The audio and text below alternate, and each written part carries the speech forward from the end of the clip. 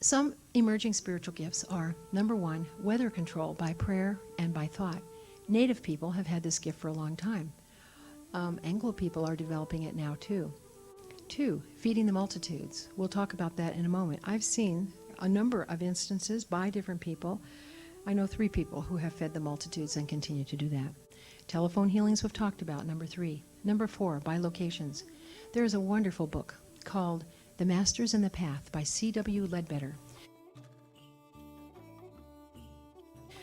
In this book, C.W. Ledbetter, who was one of the founders of Theosophy at the turn of the century, says that between the great second and third spiritual initiations, bilocations come with the territory.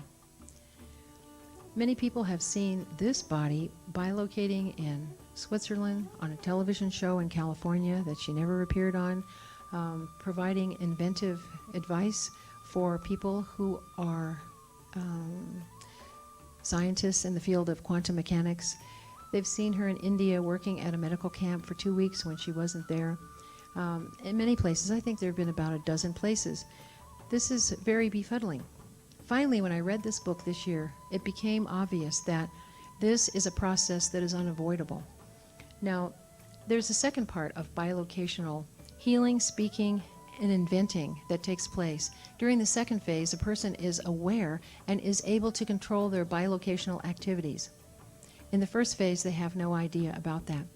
When people began to tell me that I had visited various countries and had given talks and so on, I just was so adamant about the fact that it couldn't have been so. How could it have been so? And besides, if it were true, well then, did I behave myself? Well, what about my luggage? Did it bilocate too? Well, did I send a thank you note? Well, what if I ever run into these people again? Well then, and I don't even recognize them. Well then, they'll think I'm stuck up. I mean, this is very complicated. My ego was just having a fit because it felt totally out of control.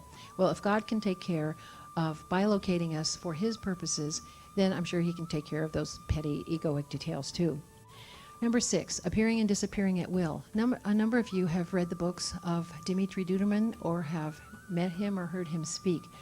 He is a person who's an evangelist from Europe, and he, among many other people, have smuggled Bibles into Europe, and also many other people have smuggled them into China.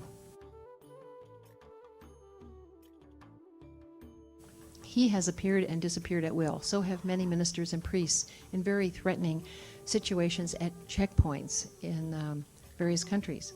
Number 7 is X-ray vision. This has occurred intermittently for me and for many of you. Eventually it gets stabilized.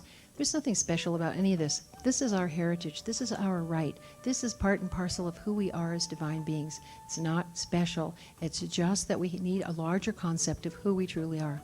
Number 8. Reading auras, meridians, light body, glands, and organs. I know 3 people that are expressing this right now. Number 9, resurrections. Number 10, sacred substances appearing out of thin air, amrit, holy ash, olive oil, holy water, and so on. Number 11, teleportation, telekinesis. Number 12, influencing matter or changing it. Many of you know that Sai Baba has changed gasoline into water, water into petrol when it's been needed. In an interview with a number of dignitaries from around the world, they said, Sai Baba, you're always changing matter from one form to another, but we've never seen you manifest a living being. He said, oh, that's easy, and moved his hand like this, and a monkey appeared out of thin air. Then it grew up to about this size, and then he said, the monkey's hungry. So he moved his hand like that, created a banana, gave the banana to the monkey ate the banana, hopped around the room, sat on people's laps, they petted it and so on.